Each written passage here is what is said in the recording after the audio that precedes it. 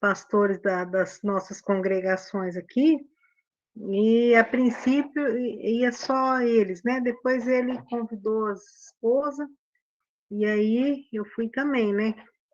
E a gente teve um tempo bom de comunhão lá, oramos pelos trabalhos, foi muito bom.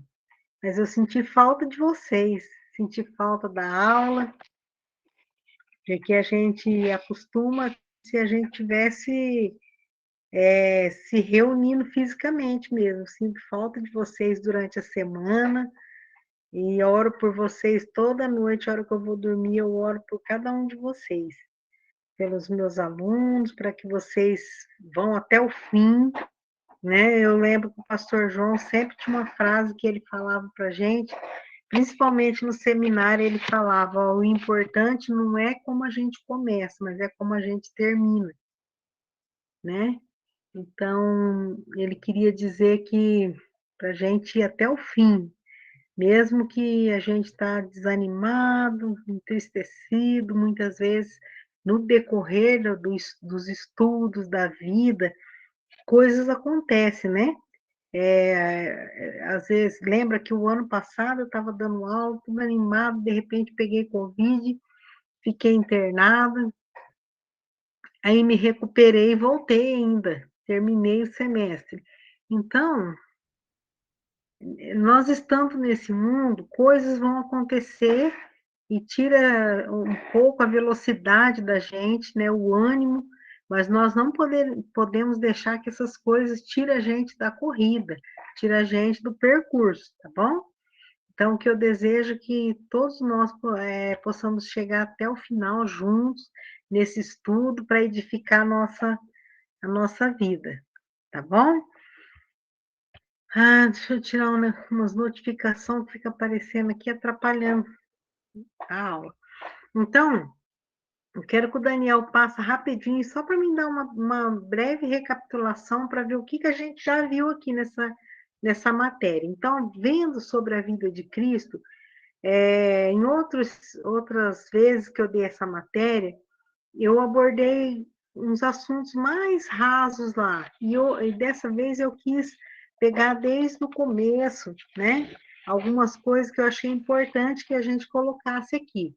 Então, a primeira coisa que a gente viu aqui nessa aula, entendeu, Dani? A gente foi ver sobre, pode passar, né, o nome de Jesus, né, o nome dele que tinha a ver com o ofício dele, que era o Messias, o enviado, como profeta, sacerdote e rei. Depois a gente viu sobre a vida dele a necessidade que tinha de Jesus em se tornar carne, ser humano e habitar entre nós, porque ele tinha que ser o substituto nosso, né? Eu mostrei nessas aulas que Jesus tinha que se tornar o nosso parente remidor, como Boaz foi o parente remidor de Ruth, e ele devolveu para ela tudo que ela tinha perdido, né? A família, a dignidade, e ela tinha sido empobrecida, e ele tornou a enriquecê-la. Então, mostrei para vocês aqui que Jesus é o nosso parente remidor, e é por isso que ele teve que se tornar carne e habitar entre nós. Vimos também que Jesus foi 100% homem e 100% Deus. Como 100% homem, ele viveu uma vida perfeita, nunca pecou, e por isso ele foi qualificado para ser o nosso Salvador. Ele teve uma humanidade perfeita, né? Como ser humano, ele foi perfeito. E na divindade dele, a Bíblia fala que, embora ele sendo Deus, ele não teve por usurpação ser igual a Deus. Quando ele viveu aqui, ele não usou de nada da sua divindade para beneficiar ele mesmo, mas ele viveu aqui como servo, né? E foi na forma de servo, ele foi até a morte de cruz. Depois a gente viu a tipologia de Cristo, que é a gente vê Cristo nas passagens bíblicas, nos acontecimentos bíblicos e até alguns objetos, algumas coisas que foram feitas no passado, que eram sombras daquilo que ia acontecer com Jesus, tanto no seu nascimento, como como na sua vida e até mesmo na sua morte. Nós vimos aqui a figura de Cristo em todas as páginas das Escrituras, tanto do Velho Testamento como do Novo Testamento, apontando para o Salvador que é Cristo. Então, está resolvido aqui todo o nosso o antes, né, na eternidade passada, nós já sabemos agora explicar para alguém que nos perguntar que Cristo, ele não veio, passou a existir quando ele nasceu aqui do ventre de Maria, mas ele já tinha uma pré-existência, ele sempre existiu, porque ele é Deus, tá? E aí a gente viu na última aula as promessas do Antigo Testamento cumpridas no Novo Testamento, o que mostra que nenhuma palavra de Deus, nenhuma promessa de Deus deixou de se cumprir. Todas as palavras, todas as promessas, todas as profecias foram cumpridas, né? Por meio em Cristo, e nós sabemos que ainda há profecias no livro de Apocalipse sobre a escatologia, que são coisas referentes ao fim, que ainda vão se cumprir, tá? Tem profecias que ainda vão se cumprir.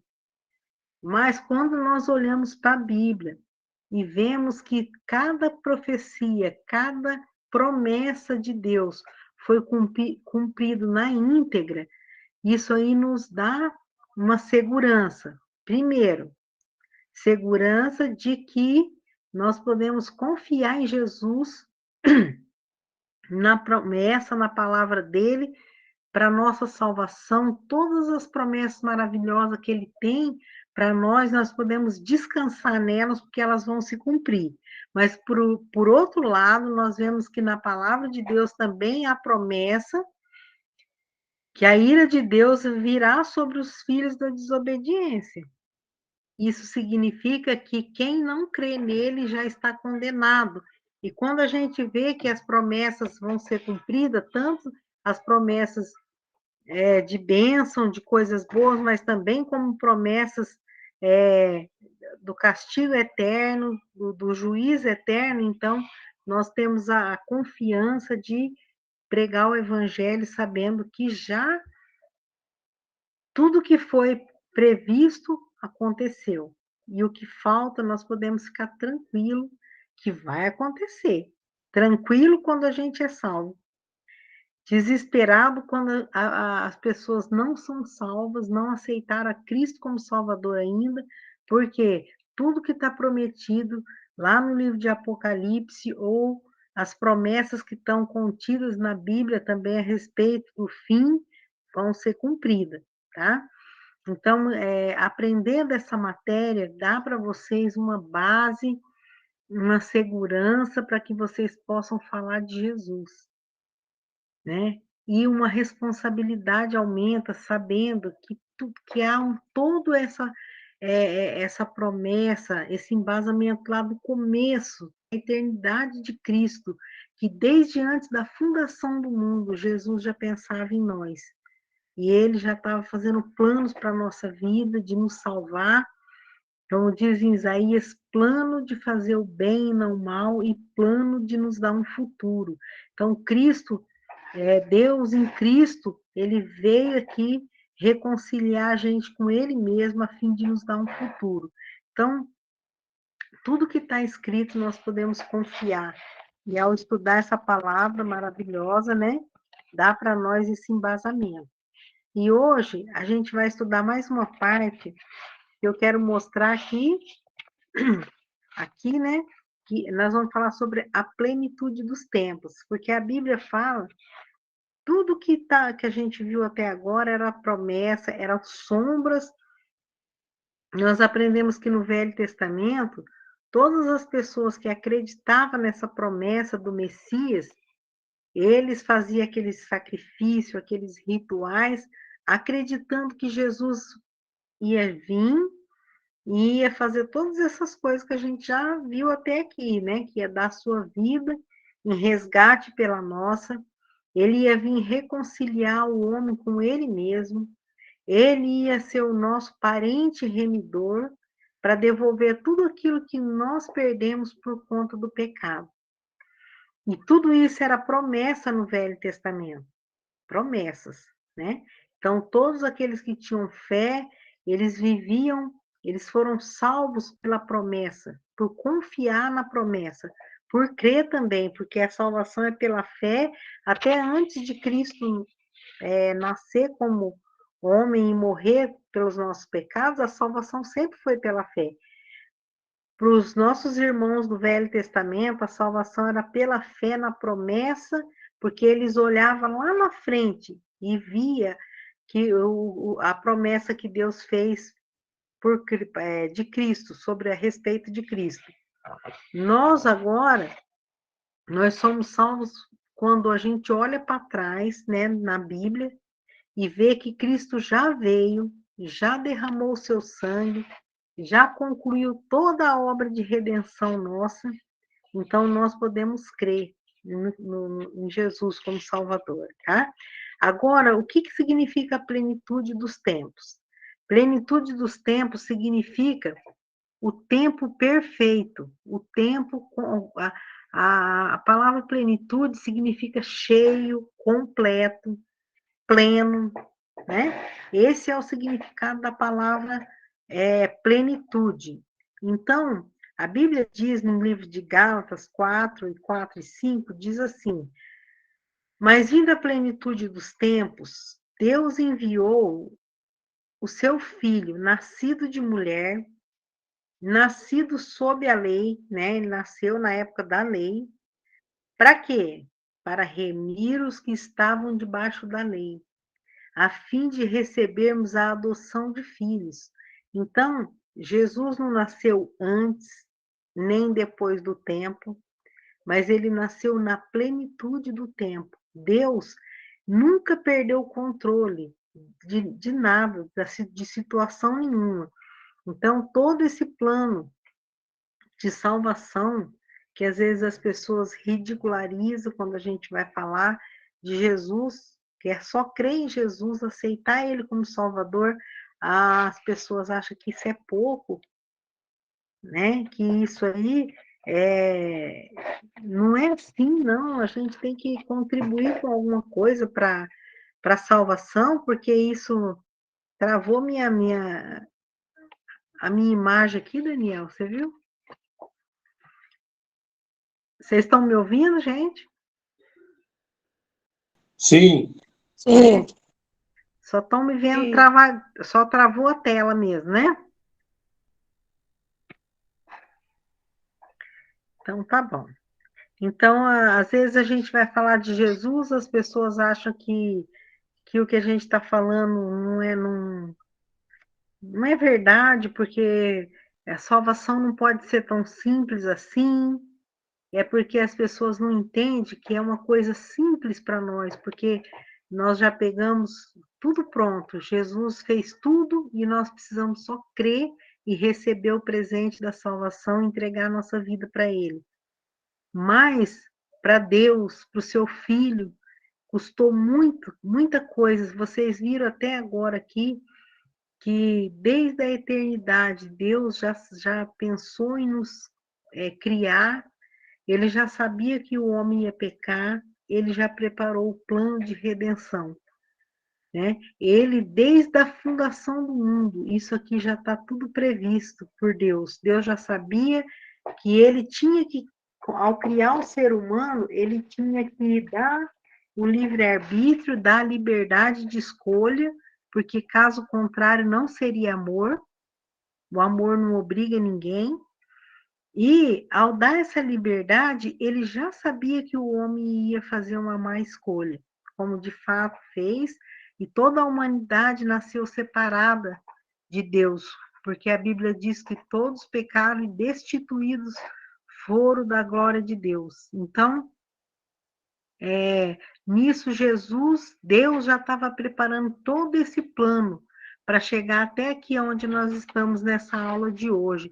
Todo um plano, a formação da nação de Israel, a vinda do Messias, tudo que ele passou, tudo que ele sofreu, né? E às vezes a gente acha pouco, na verdade, foi pouco para nós, né? É fácil para a gente crer, e muita gente ainda não crê, mas foi difícil para Deus. Foi difícil para Cristo enfrentar o pecado aqui nesse mundo, enfrentar a morte, ser contaminado por nós para poder nos salvar. O Daniel, você viu que eu travei a minha imagem? Travou, Sônia. Travou mesmo? Mas não tem problema não. Eu vou falando aí, vocês vão vendo a minha carinha aí, tá? Então, esse versículo aqui mostra para nós que foi na plenitude do tempo, foi no tempo exato, foi no tempo certo, conforme Deus tinha planejado, porque Deus não atrasa, Deus não adianta, ele tem o tempo certo. Assim como ele teve o tempo certinho de mandar o seu filho, nascido de mulher, nascido debaixo da lei, para remir os que estavam debaixo da lei e libertar e adotar como filhos, assim também ele tem um tempo certo para cada um de nós, para qualquer coisa que ele tem para a nossa vida, tá? Então, vamos estudar um pouco então sobre essa plenitude. Por que que foi na plenitude do tempo que Jesus veio? Por que que Deus chamou o tempo que ele nasceu de plenitude do tempo? Pode passar, Daniel. Então, alguns, eu sei que muitos aqui já sabem dessas coisas que a gente vai aprender hoje, mas é sempre bom reforçar, é sempre bom aprender de novo, né? Até eu me relembro quando eu preparo as aulas para vocês.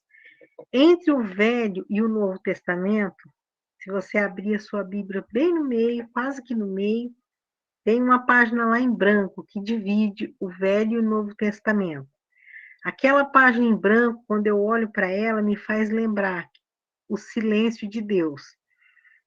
Por quê? Porque entre o Velho Testamento, no livro de Malaquias, e o livro de Mateus, que é o primeiro livro do Novo Testamento, houve 400 anos de silêncio, né? Que os estudiosos, teólogos chamam de silêncio. Por que que é 400 anos de silêncio? Porque quando o último profeta do Velho Testamento escreveu o último livro, que foi Malaquias, não houve profecia da parte de Deus para Israel até a plenitude do tempo, que foi no livro de Mateus, quando fala que quando acontece, começa ali descrever a genealogia de Cristo e falando sobre o nascimento de Cristo. Então, nesse período de 400 anos, não houve profecias. Eu não sei se vocês já teve acesso a uma Bíblia católica. Eu tenho uma aqui em casa da época que eu era católica, não sei onde que ela está mais, mas eu gostava de usar ela para me lembrar, né? Lembrar que quantos anos aquela Bíblia teve em casa e eu não li. Eu não li ela, e a gente sabe que há livros a mais naquela Bíblia dos católicos, mas que os livros que estão ali, que foram escritos nesses 400 anos de silêncio, que a gente crê que não houve inspiração, aqueles livros ali são livros históricos, coisas que podem até ter acontecido ali naquele período interbíblico, só que ele não tem um, um valor assim espiritual, porque ele não foi uma coisa, não foi uma inspiração de Deus do Espírito Santo para escrever aqueles livros, né? Os livros apócrifos foram escritos nesse período de silêncio interbíblico, tá? Agora que eu pergunto aqui para vocês, nesse tempo de Malaquias e até Mateus, aconteceram muitas coisas, foram 400 anos que o povo viveu, só que viveu sob o domínio dos romanos, né? Conforme eu vou mostrar ali na frente para vocês, o povo de Deus né? No tempo de Jesus, no tempo que Jesus, que a gente chama de plenitude do tempo, o que aconteceu ali é que o Império Romano ele começou a dominar o mundo, né? Ele começou a dominar o mundo e Jesus nasceu bem na época do Império Romano. Nós vamos passar um pouquinho, vou acabar só de ler isso aqui, eu quero passar para você uma coisa que eu coloquei aqui para vocês que já leram a Bíblia, eu sei que vocês vão recordar algumas coisas, vai ajudar vocês a entender isso daqui, ó. No tempo de Jesus, a Judéia estava sob o domínio romano e o mundo experimentava a influência do helenismo. O que era o helenismo? Era um conjunto de ideias e costumes da Grécia Antiga. Por quê? O que a gente lembra? Nós vamos ver, passa só uma para frente, aí depois a gente volta, Daniel. Vocês lembram dessa estátua, quando o Nabucodonosor teve um sonho, e ele sonhou com uma estátua que tinha a cabeça de ouro, os braços de prata, né? Aqui o corpo era de bronze e as pernas era de ferro e o pé era de ferro e barro. Pois muito bem. Aí foi interpretado por Daniel esse sonho, que a cabeça de ouro era a Babilônia, o qual caiu, né? A gente viu ainda no livro de Daniel, a gente viu esse acontecimento narrado no livro de Daniel, quando a Babilônia cai e quem passa a dominar o mundo, né, através do Império Medo e Persa, são os medos e persas. E mais para frente, a Grécia, ela, ela, ela derrota os medos e persas e passa a ser o império mundial. Então, essa época, os gregos, eles eram pessoas muito que buscavam conhecimento. Até a Bíblia fala, né? Que os judeus pediam sinal, os gregos buscavam conhecimento, mas a gente buscava Cristo, que era sabedoria, é um versículo mais ou menos assim.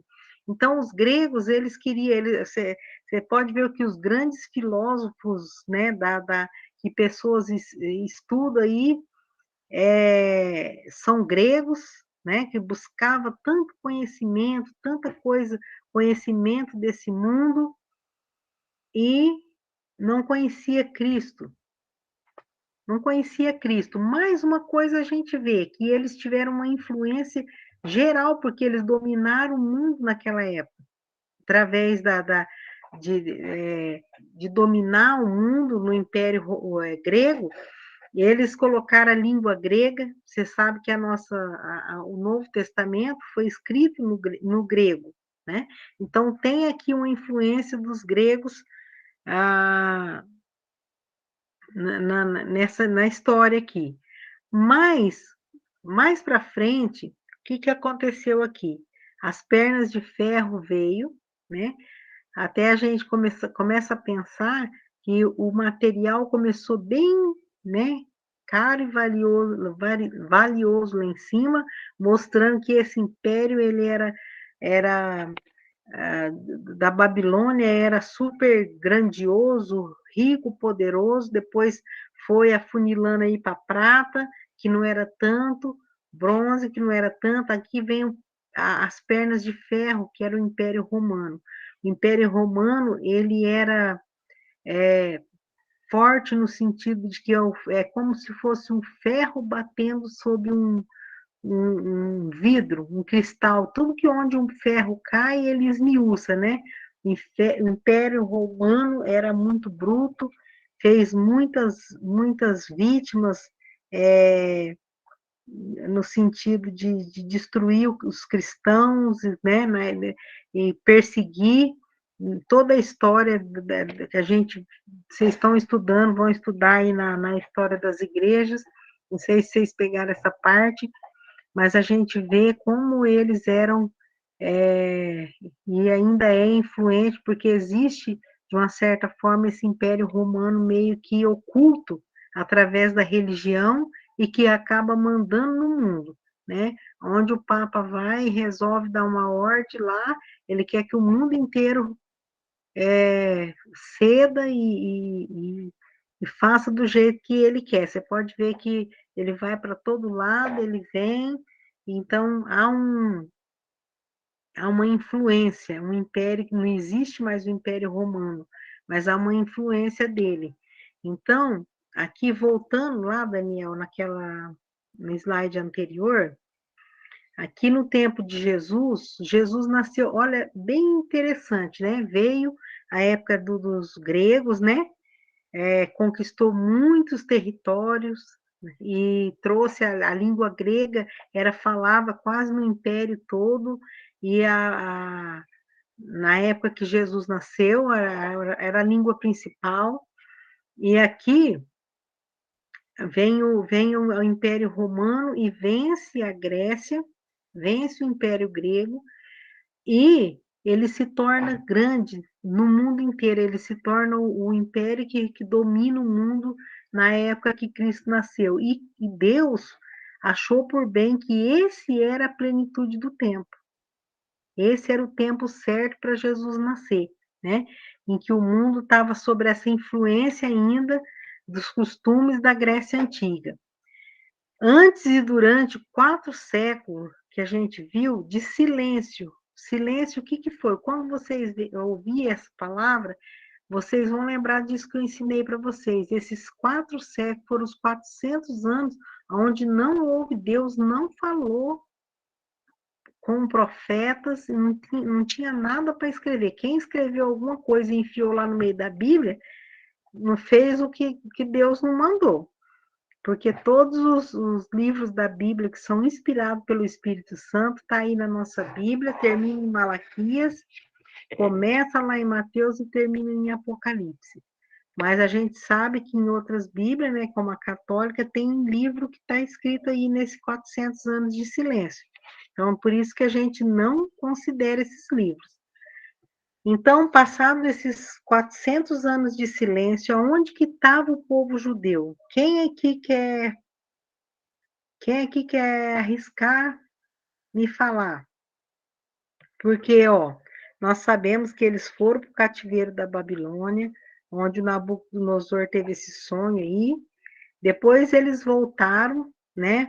Através de Neemias veio construir o muro, o Esdra veio reconstruir o templo, o povo foi voltando para Jerusalém.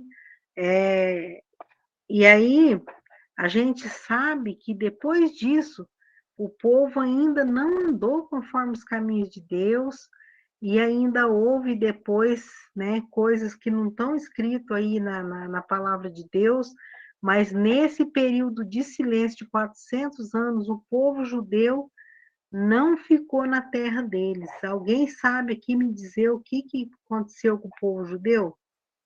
Onde estava esse povo?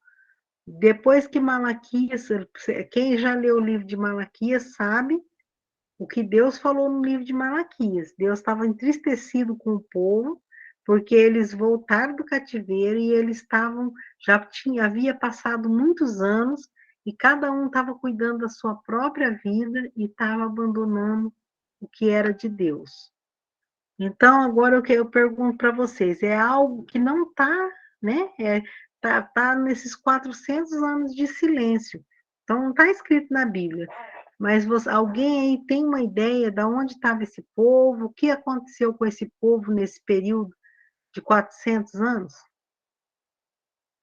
Pode falar. Quem souber, quem quiser compartilhar.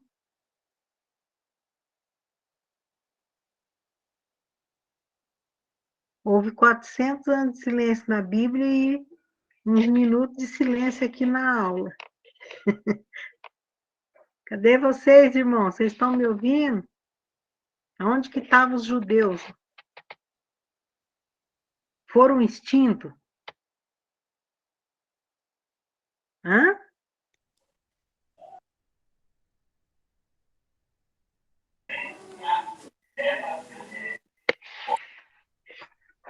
Alguém quer falar? Ninguém se arrisca? A gente sabe que eles não foram extintos. A prova disso é que está lá, né? Até hoje está lá a nação de Israel, mas eles foram dispersos, né? 70 depois de Cristo, Israel foi pisado. Tem uma profecia na Bíblia que eles iam pisar, eles desprezaram Cristo, eles, eles foram dispersos pelo mundo, e agora a gente sabe que os judeus estão voltando para suas casas, porque Deus vai cumprir as profecias que faltam sobre a vinda do Messias. Mas a gente sabe que eles ficaram aqui, ó, nesses 400 anos, eles viveram espalhados para lá e para cá, e depois a gente vê que começa o Novo Testamento, Cristo é crucificado e os judeus deixa de ser uma nação. É uma coisa triste, mas eles deixam de ser nação e eles são espalhados por todo o mundo.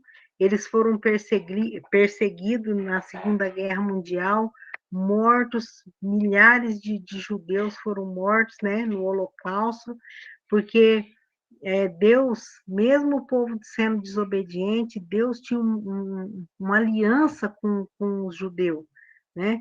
Uma aliança com eles, e o diabo sempre odeia quem tem uma aliança com Deus. É por isso que quanto mais as coisas estão difíceis, você tem que ficar perto de Deus, porque o mundo nos odeia porque também odiou a Cristo. Então, nesse período de silêncio, onde não houve profecia, o povo continuou a existir, né? Alguns ali ficaram, né, como os samaritanos, eles não se davam com o judeu, porque quando Cristo veio, ele falava os judeus não se davam com o samaritano, porque a parte que ficava Samaria, pessoas entraram, estrangeiros ali, tiveram casamento misto entre o povo de Deus e outros povos. Então, os judeus eram um povo misto, não era um povo judeu puro. E os judeus, eles eram muito, muito, como é que fala? Eles eram muito nacionalistas, eles não queriam se misturar de forma nenhuma, né? Que eles sabiam que Deus não queria que se misturasse mesmo com outros povos, porque eles esperavam, e alguns que não creram naquele Messias ainda esperam até hoje o Messias deles, né? Jesus já veio e eles ainda estão esperando. Então, houve o povo de Deus, alguns dispersos por outras nações, alguns ali, por ali mesmo, mais enfraquecidos. E a gente vê aqui, que nós vamos ver hoje nessa aula, que nesse período que aconteceu, nesses 4 séculos, 400 anos, surgiram entre os judeus diferentes seitas política religiosa. Eles tinham, nem era totalmente política e nem era totalmente religiosa, era político e religioso, tá? E nisso tudo, Deus estava preparando um cenário para a vinda de Cristo. Era Deus preparando a plenitude dos tempos. Por quê? Até os inimigos de Jesus foram preparados para aquele momento. Né? Não que Deus fez eles serem inimigos, mas Deus falou, agora é a época certa. Aqui está o Império Romano para perseguir Jesus. Aqui está os fariseus, os saduceus, né, os herodianos, e todas essas pessoas aqui que vão ser os inimigos que vão condenar Jesus, porque tinha que ser assim, conforme previsto nas Escrituras. Então, nós vamos ver essa seita, esse cenário que foi preparado para a plenitude do tempo para Jesus nascer. Então, vamos lá. Pode passar, Daniel. Que todo mundo já ouviu falar sobre isso, né? A primeira seita política religiosa na época de Cristo eram os escribas. Quem eram os escribas? Os escribas, eles eram copistas e interpretadores, fazia parte do sinédrio. Jesus os censurou. Vamos ler o Lucas 20, 46, Daniel. Então, fala muito, muito, né, no Novo Testamento, de vez em quando a gente está vendo falar dos escribas, porque eles ficavam ali e nas sinagogas, e eles copiavam as escrituras, porque nem todo mundo tinha um livro, uma Bíblia no papel como a gente tem para levar para casa, então as pessoas chegavam lá e eles transcreviam tudo num pergaminho e as pessoas levavam para casa aquele trecho das Escrituras. Então, deveria ser pessoas que conheciam muito, muito do Velho Testamento, mas nem assim eles eram pessoas que agradavam a Deus. Olha só o que Jesus disse a respeito deles. Guardai-vos dos escribas, que querem andar com vestes compridas e amam saudações nas praças e as principais cadeiras nas sinagogas e os primeiros lugares nos banquetes. Então, eles eram pessoas que, por eles conhecerem bastante da lei, eles queriam ser reconhecidos, né? Ser estrelas, ser pessoas que, quando chegavam, eram colocados os primeiros bancos para eles sentarem. Então, a gente vê aqui, como hoje em dia acontece, que pessoas acham que conhecer a Bíblia é obedecer a Bíblia, e é uma diferença muito grande. Como aquele jovem rico que chegou para Jesus, e Jesus, sendo Deus, né, onisciente, sabia tudo que passava naquela cabeça, sabia tudo sobre a vida daquele jovem.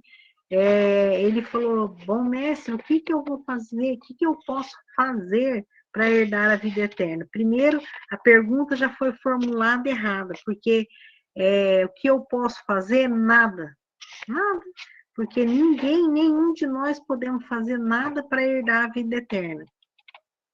Porque não depende do que a gente faz, depende do que Jesus fez. A única coisa que podemos ter é fé, é crer em Jesus, né? E então fazer no sentido que ele colocou era de fazer, tinha a ver com obras. Então, como Jesus já sabia que ele estava querendo contribuir para a salvação dele, Jesus falou: ah, tá, então vai lá e guarda os mandamentos. Jesus queria confrontar aquele homem para que ele pudesse enxergar que não há nada que se possa fazer da nossa parte, que nós já estragamos tudo. Então, ele falou assim para Jesus: isso eu tenho feito desde a minha mocidade. Então, aí nessa resposta dele, a gente vê o problema aqui desses escribas, porque ele conhecia, ele sabia a lei, ele tinha, como vamos trazer para os nossos dias hoje, ele tinha versículos decorados da palavra de Deus, e ele devia ter decorado tudo, porque eles escreviam, eles copiavam aquelas páginas e páginas ali, daquelas escrituras, né? E vinham pessoas saber o que dizia em tal livro, assim, eles iam lá e falavam. Então, eles realmente conheciam e decoraram aquelas escrituras. Mas entre isso e crer de todo o coração e obedecer, há uma diferença muito grande. É o que aquele jovem rico não conseguia discernir. Então, Jesus confrontou ele da seguinte maneira: ah, então você tem feito isso, toda a lei, desde a sua mocidade? Verdade? Sendo que só Jesus tinha feito isso. O único que fez essas coisas foi Jesus, que cumpriu toda a lei. Ninguém conseguiu nunca cumprir a lei. Então, Jesus, para mostrar para ele, para fazer ele, pôr ele para pensar, Jesus falou: então, vai lá, vende tudo que você tem, dá para os pobres e vem e me segue. E nessa hora foi quando ele falou, ele saiu pensativo, desistiu, abandonou Jesus e foi embora porque ele possuía muitas riquezas. Então, naquela hora, ele, ele pode ter rejeitado Jesus, mas lá na frente vem aquele versículo, e a condenação é essa, né? Que a luz veio às trevas e o povo amou mais as trevas do que a luz, porque as suas obras eram más. O jovem rico, no dia do julgamento, ele vai lembrar que ele só tinha versículos decorados, ele só havia decorado a lei, como esses escribas aqui que copiava a lei, mas ele não cria, porque ele deixou de cumprir os mandamentos, que era amar a Deus acima de todas as coisas, quando Jesus falou, vende tudo e vem me segue. Então, ele ia estar, naquele momento, ele ia amar Jesus acima de tudo. E Jesus é Deus. E ele amou mais as riquezas e foi embora. Não é o fato dele amar mais as riquezas, mas é o fato dele saber que ele era um pecador que não cumpria lei nenhuma, mas mesmo assim não se rendeu a Cristo. Então, os escribas era esse tipo de pessoa que conhecia a lei de cor e salteado, conhecia a palavra de Deus, que sempre a gente viu que toda a escritura do Velho Testamento apontava para Jesus, mas eles, mesmo assim, eles continuavam se orgulhando de conhecer, de querer os primeiros lugares nas sinagogas, nas praças, porque eles eram que manuseavam as escrituras, que falava, que copiava, mas eles não criam em Jesus como Salvador, e isso não adiantou nada para eles. Então Jesus já tinha essa turminha aí, que virou oposição contra ele, porque o fato deles fazer isso, eles já estavam se colocando acima de Cristo. Eles eram maiores que Cristo na concepção deles. Então, os escribas eram esses aí. Vamos ver quem mais que tinha. Tinha os fariseus. Aqui está escrito separados, por quê? Porque eles se achavam, entre aspas, eles separados? Será que eles eram separados? Separados de quem que eles eram separados? Porque nós somos, a Bíblia fala que Deus, nós somos santificados pelo sangue de Cristo.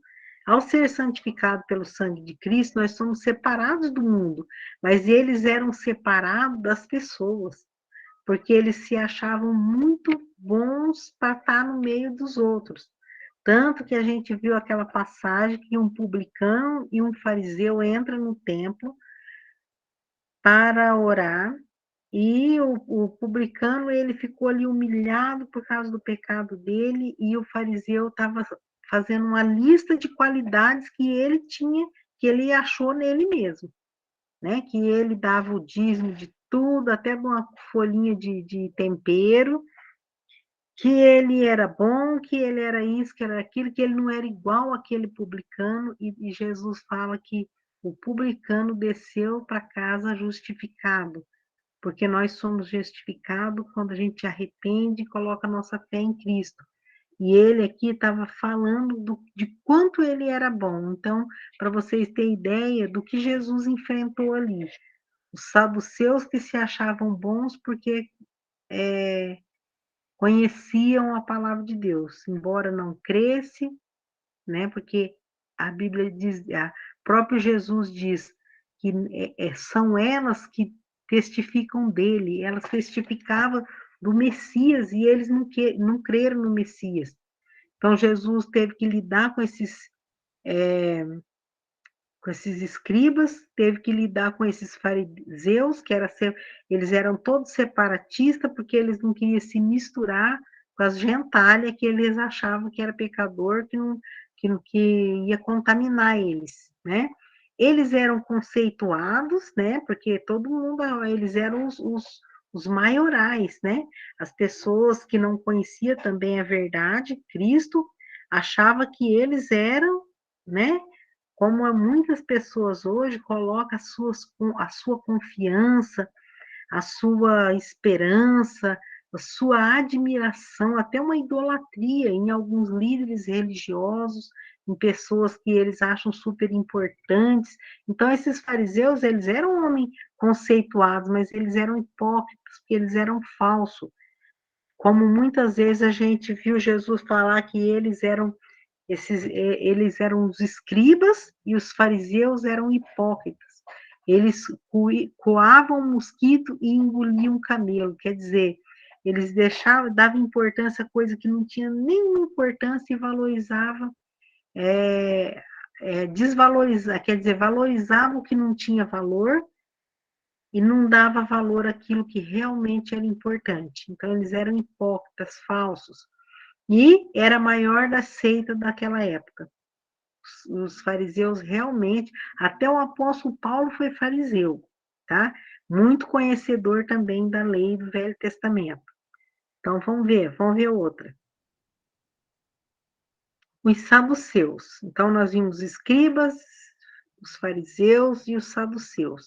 Sempre quando tinha uma confusão ali com Jesus, tinha lá um escriba, um fariseu, um saduceu, e eles estavam ali apontando coisa, né?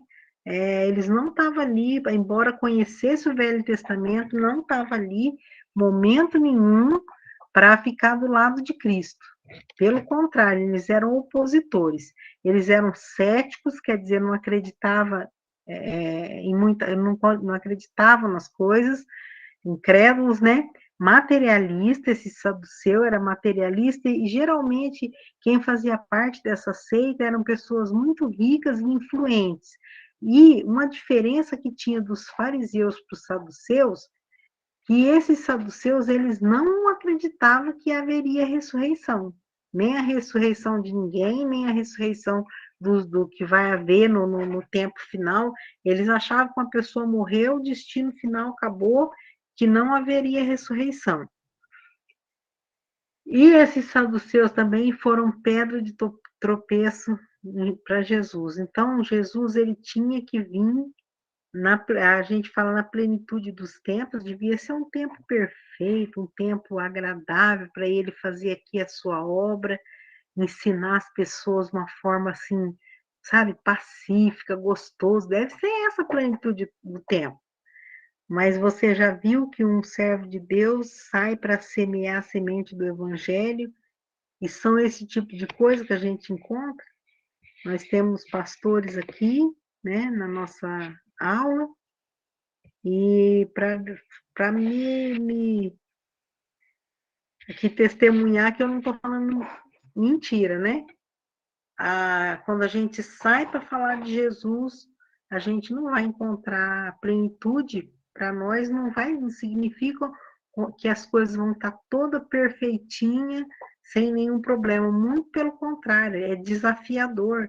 Cristo veio num período desafiador em que o povo estava afastado 400 anos sem profecia, seitas misturada política com religião, se instalaram ali, pessoas que conheciam a Bíblia, mas não entendiam que aquelas palavras apontavam para o Cristo, né? Não reconheceram Jesus como Messias, e eles tinham inveja, muita inveja de ver o povo seguindo a Cristo, porque é como se eles estivessem sendo colocado de lado, né?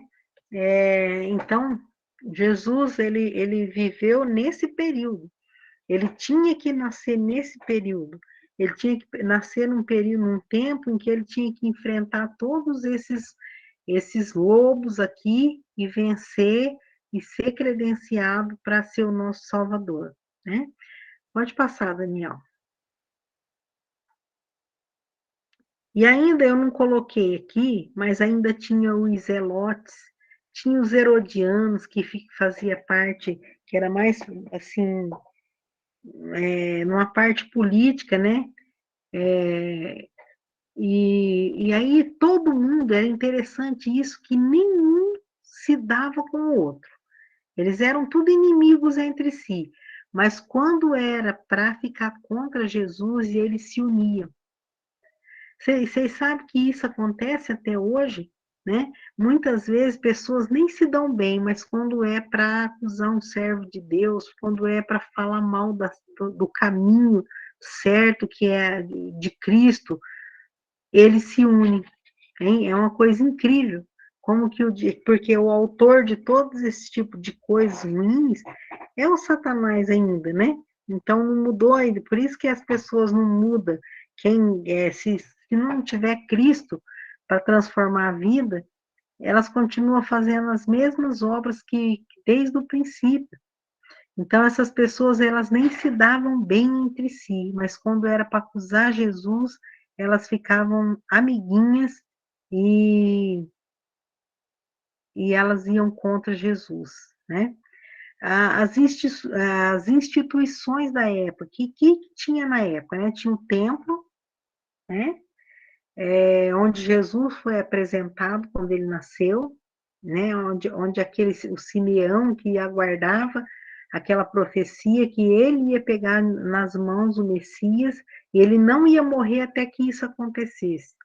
E quando a Maria entra no templo e ele pega o menino na mão, ele fala: agora descansa em paz o teu servo, porque os meus olhos já viram a sua salvação. E aqui nesse templo, Jesus foi apresentado.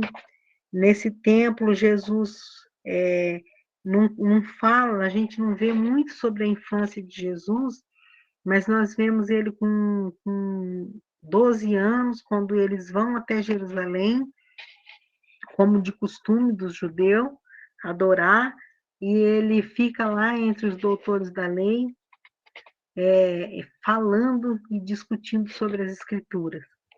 Né? E aqui, outro lugar importantíssimo para o judeu era a sinagoga. Né? As sinagogas também eram lugares onde eles se reuniam para ler ali o Velho Testamento, e foi aqui numa sinagoga que Jesus abriu o livro de Isaías e ele fala que, né, lê aquela escritura que fala que ele foi ungido, né, para trazer liberdade aos cativos e anunciar o ano aceitável, e ele enrola todo aquele rolo e fala: hoje essa profecia se cumpriu em mim. Quer dizer, ele estava querendo dizer: esse, eu sou o Messias, né? Estou aqui agora, a partir de agora. E ele foi rejeitado, né? Mesmo assim. E também tinha o Sinédrio. O Sinédrio, vamos dizer que o Sinédrio era como se fosse um STF hoje, né? Estava composto daqueles que se achavam sabidões da lei, né? Fariseus, tinha ali os importantes sacerdotes, que eles iam julgar aquelas causas bem sérias, eram levadas para o Sinédrio, tá? Jesus foi levado até lá. Então, esse estudo aqui de hoje mostra como foi mais ou menos o cenário que Deus considerou como o tempo perfeito para enviar o seu filho, nascido de mulher, nascido debaixo da lei, para resgatar aqueles que estavam debaixo da lei sem a mínima condição de ser salvo pela lei, visto que pela lei nenhuma carne será justificada. Então Deus olhou, sabia que nenhum ser humano ia ser justificado, né, pela lei, porque era impossível guardar a lei. A gente vê nessas religiões que surgiram nesse período interbíblico de silêncio aqui, o homem sempre teve essa busca, né? Busca incessante de religião. Religião significa religar, porque o homem foi desligado, porque todos pecaram e destituídos foram da glória de Deus. O homem foi separado de Deus por causa do pecado. Mas Deus, quando ele criou o homem, ele colocou a eternidade no coração do homem. E o homem, desde então, teve uma necessidade tão grande de ser ligado com Deus. A alma do homem, né? O espírito do homem clamava por mesmo que ele não entenda, há esse clamor, porque Deus criou o homem com essa necessidade de ter um relacionamento com ele. Como o homem não é cabeça dura, pecador, então, ao invés dele buscar encontrar o que é certo, às vezes fica cego para o que é certo, porque é verdade, e ele busca uma religião que significa religação. Ele quer se religar, mas ele vai se religar de uma forma errada. É a mesma coisa de você pegar um aparelho que é de 220 e colocar numa tomada 110. Né? Não dá certo, não funciona. Eu sempre conto uma história que eu casei e eu ganhei um espremedor de fruta. Aqueles que colocam a laranja em cima e aperta e vai lá, faz o caldinho, né? Sai o caldinho.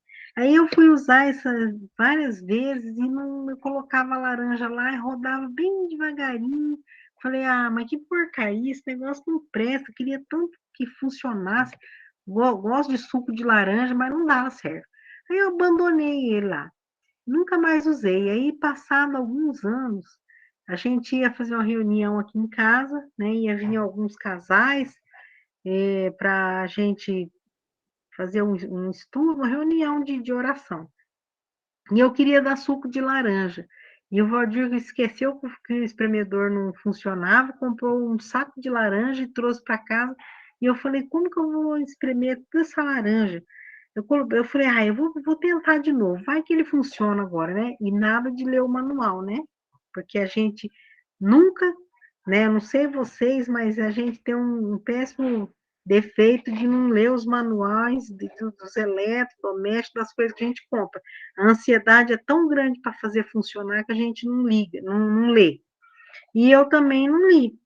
E aí eu peguei, né, depois de tanto tempo, nem existia mais o manual daquele aparelho. Mas eu fui lá no armário, peguei ele, falei, vou tentar mais uma vez. Se ele não prestar, eu vou jogar ele fora. Aí eu olhei, ele não tinha botão, não tinha nada, era um negócio liso que só tinha uma caneca que encaixava.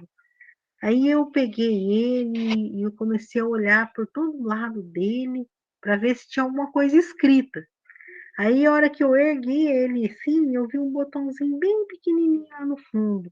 Aí eu fui chegando perto, estava escrito 110, 220. Estava ligado, o botãozinho estava próximo do 220 e a nossa energia é 110. Aí eu peguei e falei, ai, é um botãozinho aquilo lá, tá no fundo, mas é um botãozinho. Eu peguei, enfiei a unha assim, puxei e coloquei, liguei o espremedor de fruta. Olha, acho que não foi assim uns 20 minutos, eu exprimi quase um saco de laranja e virou uma festa. E agora eu tinha um espremedor de verdade. E tudo isso era por falta de conhecimento, de saber a funcionalidade daquele aparelho, né? E muitas vezes não é assim que a gente faz, né? Não é assim que as pessoas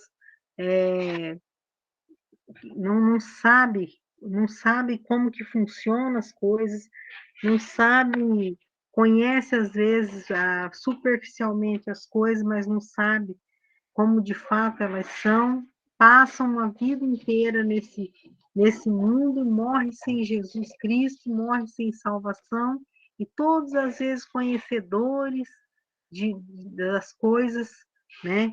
De coisas, se orgulham de conhecer, mas uma coisa simples, né? Que é o Evangelho, as pessoas desprezam. Então, esse era o cenário da época de Jesus. Convinha que o Cristo, que Jesus nascesse nessa época, depois de um silêncio grande, depois de todo o povo ficar tentando ligar, religar com religiões, né? Fariseus, saduceus, zelotes, herodianos, o povo, tudo grupos religiosos e políticos, publicanos, que eram odiados porque eram cobradores de imposto, e era tantos grupos que tinha, né? Muitos tentando religar com Cristo, mas a gente sabe que nunca deu certo nada disso, porque é só um meio, né? Jesus veio, mostrou, talvez muitos ali creram, né? Muitos, como o Zaqueu, que era um publicano, creu. Outros aqui pode ter sido salvo, mas a gente sabe que a maioria não creu. Mas pelo menos eles foi o cenário que Deus preparou para que essa oposição, convinha que eles sofresse todas as oposições dessas pessoas e vencesse e fosse qualificado para ser o nosso Salvador. Tá bom, irmãos? Essa é a nossa aula de hoje. Quem quer abrir a janelinha? O Daniel, não dá para destravar eu, não? Não estou querendo ficar assim, não. O que eu faço? Estou só falando aqui, não ouço ninguém.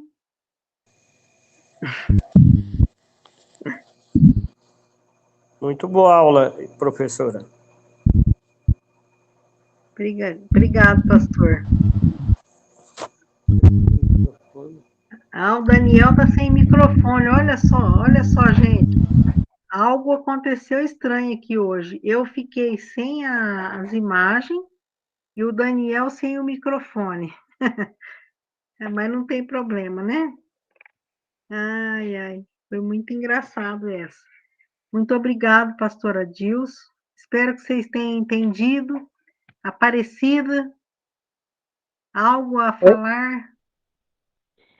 Agradecer, muito obrigada. Eu tenho aprendido bastante com essas aulas e, como a professora não foi na sexta-feira, as minhas duas amigas, eu gastei mais tempo durante essa semana e foi muito curioso para elas conhecerem, né, que Maria teve mais filhos. Então, foi uma semana produtiva.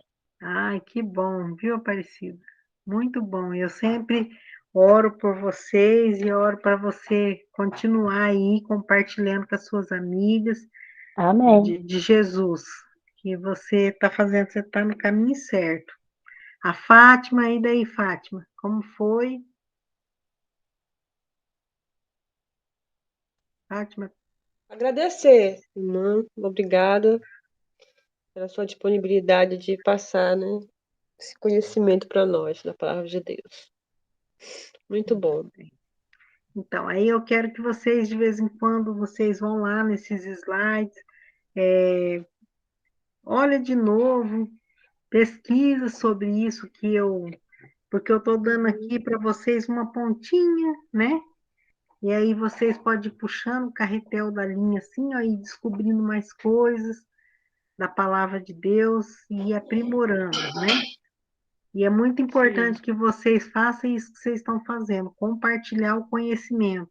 Porque nós aprendemos na aula de hoje que todo aquele cenário que esperou Jesus nascer, né, ali que Jesus nasceu, era composto de seitas e pessoas que conheciam tanta coisa, mas que não vivia nada, que não serviu para nada, né? Conhecimento sem ação não vai surtir resultado, né? Anderson, e você, meu irmão? Boa noite. Aula excelente aqui. A gente aprende cada dia, cada aula, na verdade, um pouco mais, né?